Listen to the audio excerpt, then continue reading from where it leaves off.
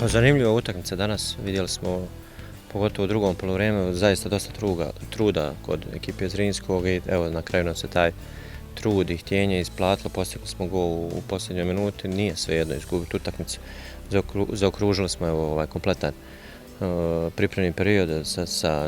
bez poraza i vrlo bitno je da ova ekipa usadi u sebe jedan pobjednički mentalitet koji se nadam prenijeti u prvenstvo. Pa evo, nakon dugo vremena očekuje nas jedna takmičarska utakmica, vidjet ćemo kakve smo forme, nadamo se da ćemo kroz prvenstvo uhvatiti jedan dobar ritam, međutim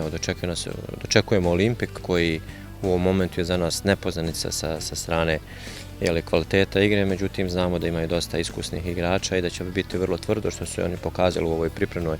posljednjoj utakmici u Tuzli, ali imamo dovoljno vremena da nađemo recept, odnosno način na koji bi trebalo da uknjižimo prvu pobjedu u ovoj sezoni.